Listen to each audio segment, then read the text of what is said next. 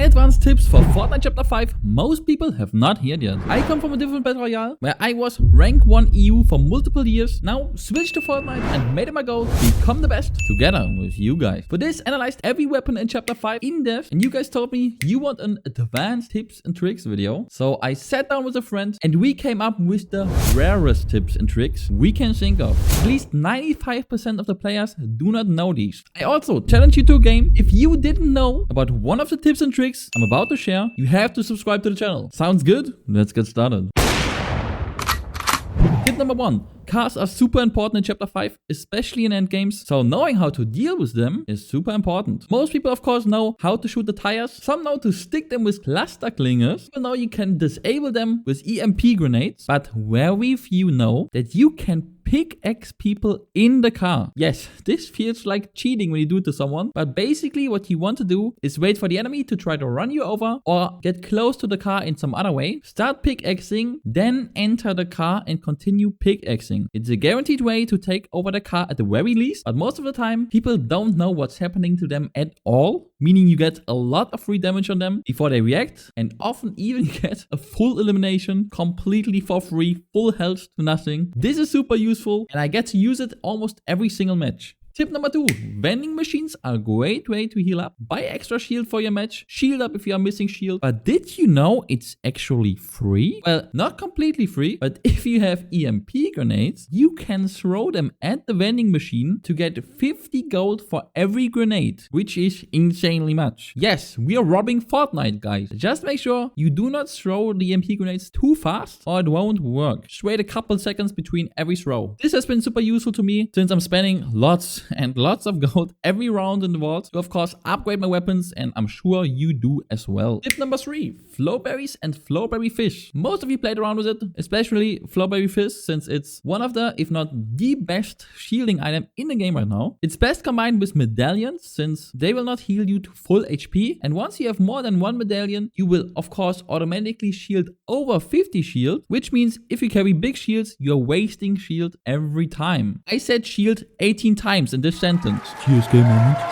It's even more obvious when you miss 20 shields or less. It just feels bad to use a big shield on it, but it feels even worse to not be full shield. Flowberry Fizz is perfect for this, since you can use it as much as you want. However, guys, the real value comes from the insane movement you get from it. The obvious part is that you can use it briefly before a fight and use the extra movement to jump over your enemy with your auto shotgun equipped, which means you can hit up to 4 shots on the enemy while they will be super confused and will barely be able to shoot you most of the time. However, the real power comes from the super jump you get combined with the shockwave grenades. Yes, this is super useful after connecting a snipe from very long range. People will 100% not see it coming. I did it many times since Flowberry Fizz got introduced, and this combo is perfect for every loadout since you can run your 3 weapons, shield and movement, while shockwave grenades are the best movement and Flowberry Fizz, in my opinion, is the best shield. And of course this way you get amped up shockwave grenades. Super useful. Bonus tip here, you can also use flowberries before jumping from a jump pad to get super jumps and go super far on the map if you want to relocate or just get into the zone. Did you learn anything yet? Let's move on. Number 4, slide kick. Many times you get into situations where you either know where the enemy is, when they're nearby right behind the next wall, or you are chasing each other and one of you gets into cover. A great way to confuse the enemy is to sprint and slide around the corner to hit the enemy with a slide kick. This will knock them back and up, usually making them miss their shot, while also of course being unable to move mid-air, meaning you can freely track their movement and get a huge amount of damage on them. And the good part is, even if you miss, your movement will most likely still confuse them and you get to slide behind them, giving you a brief moment to freely shoot at them as well. Small plays like this will decide who wins and loses a full-on close range fight. Number 5, bunkers. Ever sneaked up on someone going into the vault only for them to throw a bunker, blocking you out while peacefully upgrading their weapon, only to come out with not only their mystical weapon plus their medallion, but also perfectly upgraded sidearm? What if I told you there is a super easy way to break in and absolutely demolish them while they are on the workbench? The answer is simple. Shockwave grenades. Throw them behind you while touching the bunker walls and you will instantly be catapulted right next to the enemy at the workbench. I did this exact play at least 15 to 20 times this season already. It always works. The enemy is always caught by surprise and some of them will hop on your stream to call you a rat and yell at you. It's always a fun little interaction, of course. I like that. Number 6. A quick and simple one. Want to gain all the shield from all these juicy shield barrels? Right away without wasting time? Hit the floor. Once it breaks, you get it all. This will save you quite some time, especially useful early game. Number 7. Burger King foot leathers.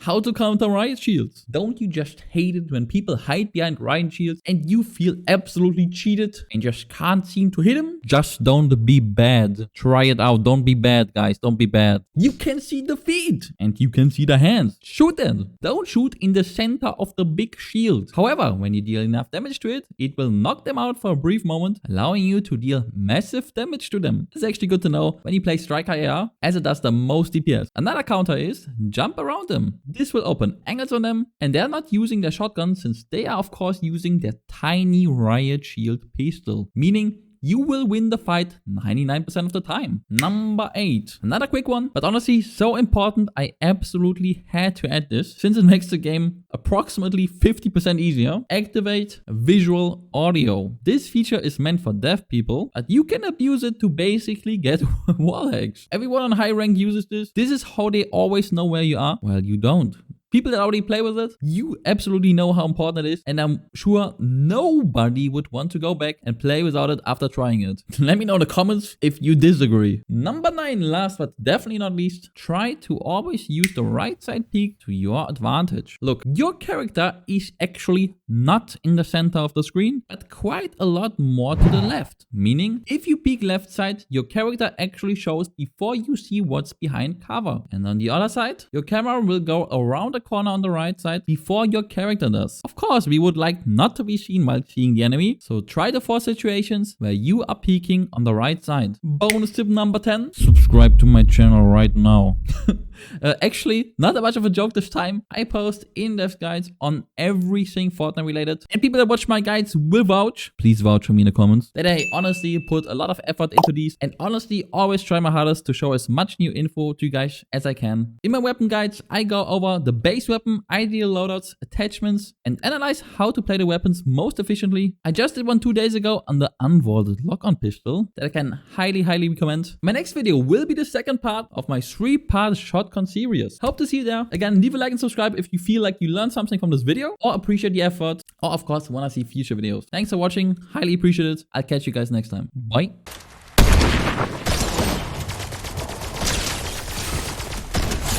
Dude, what is this game though?